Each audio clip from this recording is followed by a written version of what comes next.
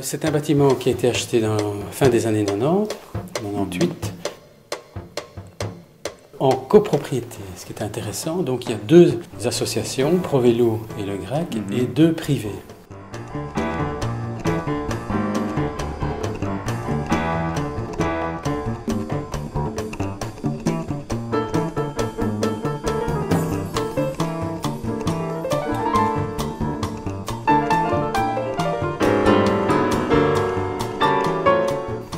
Donc d'emblée, dans le cadre d'une copropriété, on a dû imaginer un acte de base avec des modus vivendi par rapport aux fonctions communes. Et nous avons donc démarré ce projet sur base d'une complémentarité de compétences entre le GRAC et ProVélo. Et d'autre part, de prolonger cette démarche avec un bâtiment conçu avec des matériaux écologiques, avec un bâtiment réfléchi par rapport à l'efficience énergétique, et aussi un bâtiment qui allie les différentes fonctions, qui sont l'habitat d'une part, l'artisanat, puisqu'il y a un atelier vélo et un petit atelier menuiserie, et le bureau, donc le fonctionnaire. Donc on a ici une mixité de fonctions qui permet au bâtiment de fonctionner 24 heures sur 24, ce qui va évidemment à l'encontre de toutes ces zones, comme ici un peu plus bas des communautés européennes. Ces quartiers sont déserts le soir et la nuit. La démarche est de faire vivre la ville, de faire vivre toutes les fonctions dans la ville, et donc d'allier l'habitat au commerce aussi, puisque l'atelier, c'est quand même quelque part de la location de vélo, donc c'est un commerce. Et on a essayé donc de montrer par ce bâtiment une idée qui risque de se développer plus tard par rapport à la concentration croissante dans la ville, c'est de remonter un bâtiment de 2 voire 3 étages. Ici, il y a 3 étages. On remet donc une structure légère sur un bâtiment existant. On fait une coupure par rapport à l'architecture néoclassique, puisque c'est un bâtiment de 1860. On fait une coupure nette par l'intermédiaire des corniches en y intégrant une architecture contemporaine. Et on y intègre une architecture liée à l'ossature bois qui est légère, puisque ici, on n'a pas de fondation. Donc toute la rue a été construite sans fondation, sur un sol assez mauvais.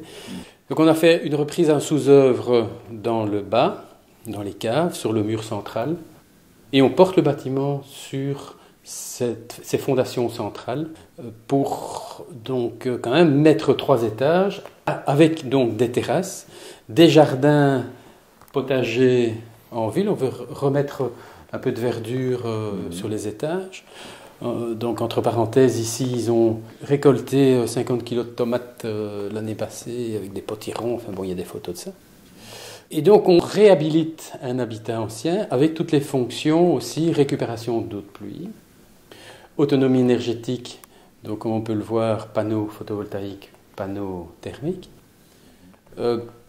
avec donc une enveloppe très très bien isolée, passive, en gros c'est passif, et un chauffage d'appoint basé sur la géothermie. Donc on a ici dans la cour 4 puits géothermiques de 80 mètres de profondeur que nous avons creusés et qui captent donc la chaleur de l'eau pour quelque part par l'intermédiaire d'une PAC, d'une pompe à chaleur eau-eau, sol-eau, avoir de l'eau à 12 degrés qui vient du sol.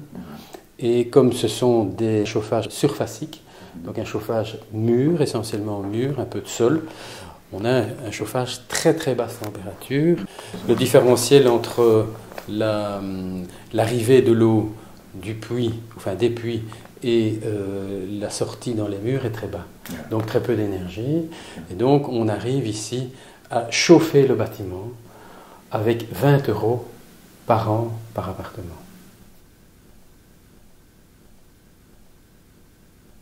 Il n'y a pas de radiateur, donc rien. Les espaces sont dégagés.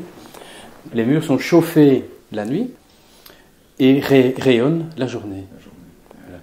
Et donc, grâce à ça, on diminue vraiment les coûts d'une manière colossale, je dirais, puisque on a ici quasiment une autonomie électrique liée à la production d'électricité des panneaux solaires photovoltaïques.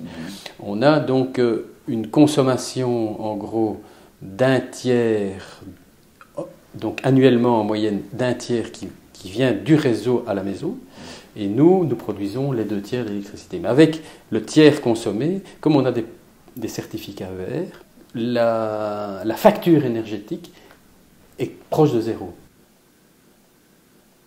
Donc c'est ce qu'on a voulu démontrer, c'est que dans les années qui viennent, on peut imaginer des rehausses en ville pour répondre aux exigences de la concentration qui va croissant dans les villes, du nombre d'habitants qui augmente, mais dans des espaces lumineux, dans des espaces éco-construits, dans des espaces avec efficience énergétique et avec des conforts donc de matière liés aux matériaux écologiques et liés donc aussi à l'éco-bilan du matériel qui est choisi ici en fonction donc de son impact sur l'environnement qu'on espère et qu'on veut le plus positif possible.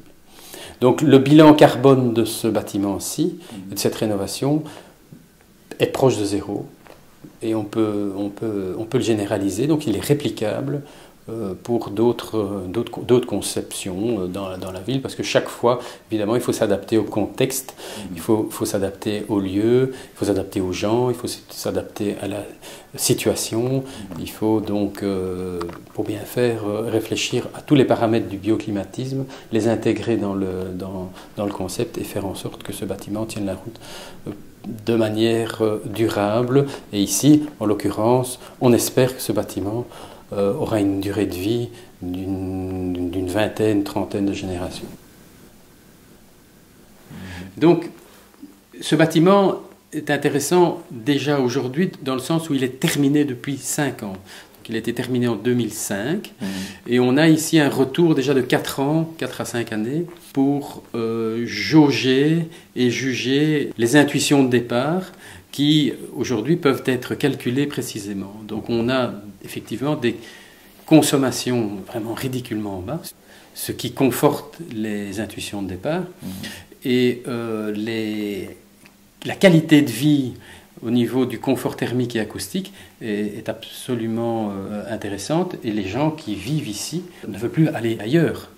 C'est aussi un gros avantage, c'est que quand ils doivent déménager pour des raisons X ou Y qui sont indépendants de leur volonté, ils ont envie de retrouver ce confort-là ailleurs, mais il n'existe pas. Il n'existe pas encore.